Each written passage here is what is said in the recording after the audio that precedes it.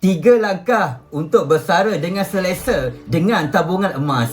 Yang pertama, nak bersara melalui tabungan emas, kita mesti tetapkan matlamat berapa kilogram emas yang kita nak miliki apabila kita nak bersara nanti. Sebagai contoh, kita nak bersara dengan 5 kilogram emas. Jadi kita boleh menabung gram emas secara berdikit-dikit di akaun simpanan emas Physical Gap sehingga kita boleh memiliki 5 kilogram emas untuk kita bersara dengan selesa.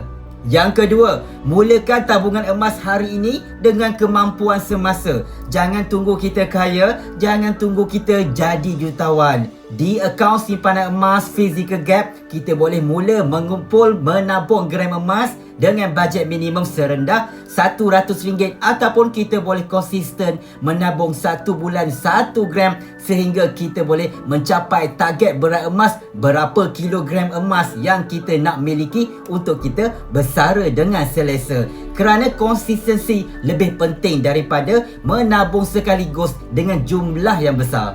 Yang ketiga, apabila hujung bulan kita dapat gaji, asingkan siap-siap minimum 10% daripada gaji kita bekukannya, kita tukarkan gaji kita kepada bentuk wang emas dalam akaun simpanan emas Physical Gap. Menabung emas sikit-sikit, lama-lama jadi banyak. Menabung emas sikit-sikit, lama-lama jadi bukit. Menabung emas sikit-sikit, lama-lama kita boleh bersara dengan selesa. Jom mulakan simpanan emas hari ini untuk membina dana persaraan yang kita impikan. Hafizul bimbing sebaiknya.